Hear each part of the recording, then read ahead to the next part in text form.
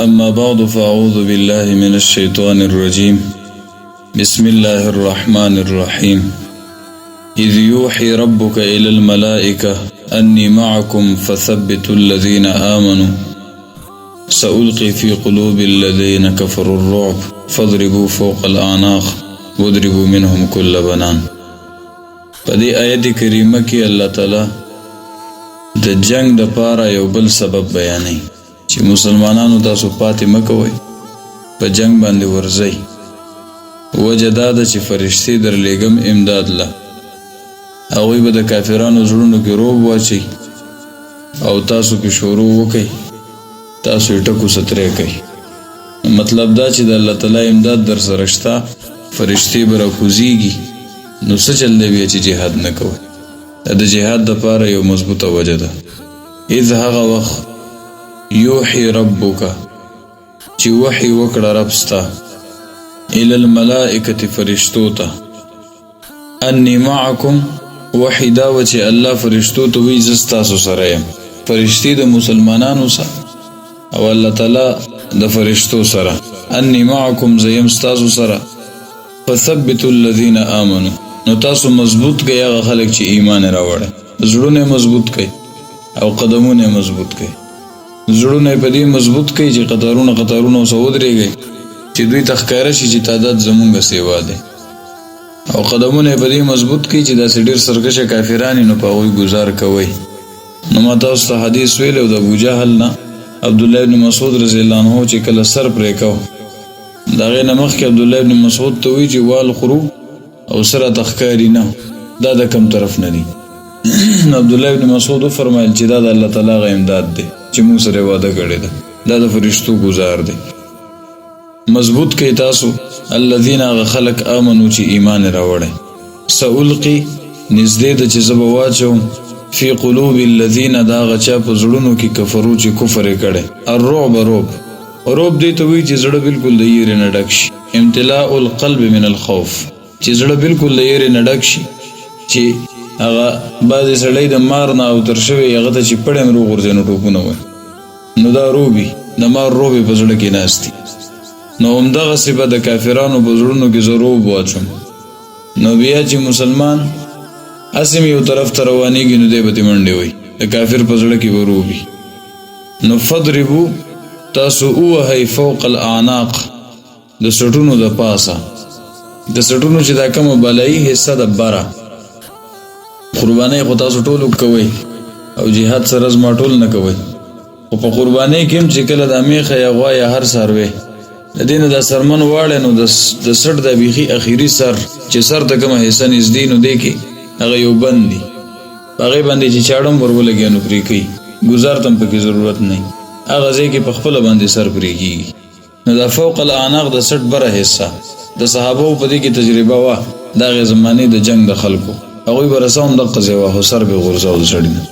اوس دا چې کوم د سټ دا منځ دی دا که په توره باندې وي نو سر نه پرې کوي، او چې دغه ځای په توره باندې وي نو سر پرې کوي. نو فوق الاعناق کافران ووهئ، د سټونو د بلایي حصه ووهئ چې د تورې سره دې سر دانګي، دې سره روب سیوا کېږي. یو هسې وجل دی، یو چې دغسې وجل شي نو کافران بیا کلی پناه کوي. د روژه کې ما چرګه لالوله، نو هغه چې چرګه مې راسملوله چاړه مې بې څنګه راښکله، چې څومره چرګې وې هغې ته یې وکتل ټولو ودانګل سره د تیترانو، چا په دیوالونو باندې چا په ګیټ باندې منډه کړه، ټولې لاړې وتښتېدې.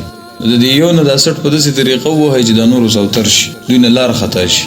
فضربو نو ووهئ دوی فوق الاعناق د سټونو د پاسه، وضربو منهم کل بنان، وضربو تاسو ووهئ منهم د دوی نه کل بنان هر یو اندام، هر یو جوړ او هر یو بند. دا په بدن کې چې څومره بندونه دي نو دې ته بنان وایي. د بنان خپله معنا ګوته ده، ګوتو ته بنان وایي، خو د دې نه مراد دلته بندونه دي چې په بدن کې څومره دي. نو دا جوړونه ووهئ، د چا نه لاس پرې کوئ، د چا نه خپه پرې کوئ، څوک په سنګل کې ووهئ، څوک په منګول کې ووهئ، هر چا کې څه نښه وکئ چې کور ته ځي چې دې ځي ځان سره څه نښه ویسي، او یا داسې وکړئ چې د سټونو د پاسه یې ووهئ چې بیخي کور ته د تلو قابل نشي. نو هر سړی چې جنگ له راغلی نو په داسې حال کې ولېږئ کور ته چې واپس لاړ شي چې بیا د چاته قصه نشي کولی داسې په اوچتو سترګو نښې پکې وکړي په کافرانو کې. نو جهاد به کې او مقابله به داسې انداز کې چې ټول څه نسخوک کې، داسې نه چې جهاد شروع کې او بیا لکه د فراموش ورګوټو د تمرې نیولي او صرف تا ذبحه کوي. په داسې حالاتو کې بیا جهاد شروع کول نه دی پکار. ذالک دا ولې الله تعالی فرشتې راولېږلي د امداد دپاره، او دا ولې الله تعالی مسلمانانو ته دومره سخت حکم وکړو چې سټونه مو وهئ، لاسونه مو وهئ او خپې مو وهئ، سړي مات ګوټ کړئ، تکړه شئ.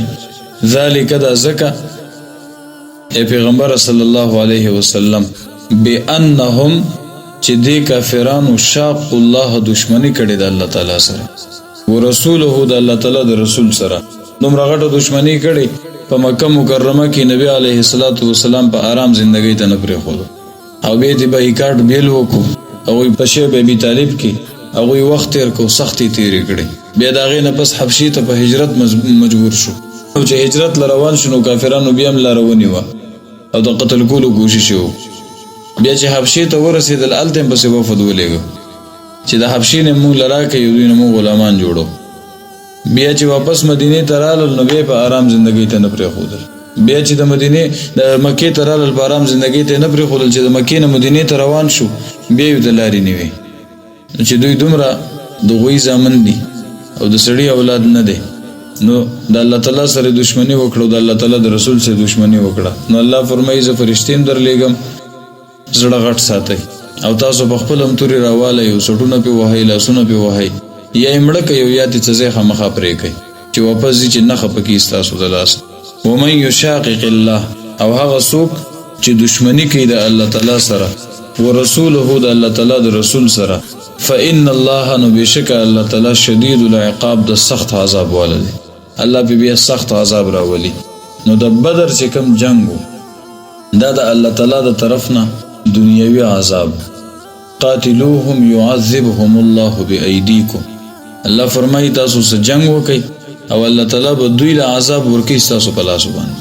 نو دا د صحابو په لاس باندې په کافرانو عذاب مسلط شوی چې هغې له فرشتې هم راغلی وي او صحابو له الله داسې قوت او طاقت او بهادري ورکړې وه چې د کافرانو چې هغه څومره حوصلې وي هغه یې ماتې کړې. څه وتښتېدل او څه قید شو څه قتل شو او لاره ترې خطا شو چې اوس څه وکړو. ذالکم دا ځکه ای کافرانو فذوقوه دا ځکه چې تاسو د الله تعالی او د رسول څخه دشمنی کړې ده. نو دشمنی والا چې کوم مضمون دی مخکې آیت کې تیر شو خو دا خطاب اوس کافرانو ته دی.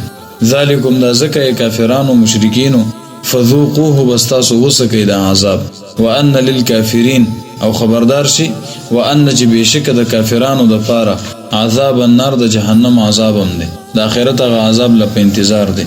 دا خو په دنیا کې صرف یو سپرغۍ وه یوه نښه وه د بدر دا جنګ او اصلي عذاب خو الله فرمایي هغه هلته دی. اذ یوحي ربک هغه وخت چې وحي وکړه رب ستا حکم وکړو رب ستا الی الملائکة فرشتو ته انی معکم چې بېشکه زه یم ستاسو سره فثبتوا الذین نو تاسو مضبوط کئ هغه خلک آمنو چې ایمان راوړی د مسلمانانو زړونه او قدمونه مضبوط کئ. سألقي زر ده چې زه به واچوم فی قلوب الذین په زړونو د هغه چا کې چې کفر یې کړی دی الرعب رعب د کافرانو په زړونو باندې به رعب او یره راولم. فاضربوا نو تاسو ووهئ فوق الاعناق په سټونو د پاسه واضربوا تاسو ووهئ منهم د دې کافرانو نه کل بنان هر یو جوړ هر یو بند. ذالک دا ځکه پیغمبر صلی الله علیه وسلم بانهم شاقوا الله چې دې کافرانو دشمنی کړې ده د الله تعالی سره ورسوله د الله تعالی د رسول سره ومن یشاقق الله او څوک چې د الله تعالی سره دشمنی کوي او د الله تعالی د رسول سره دشمنی کوي فإن الله شدید العقاب نو بېشکه الله تعالی د سخت عذاب والا دی. ذالکم دا ځکه ای کافرانو چې تاسو د الله او د رسول دشمنی کوله فذوقوه نو تاسو وڅکئ دا عذاب وان للکافرین او بېشکه د کافرانو دپاره عذاب النار د جهنم اور دی. صدق الله العظیم.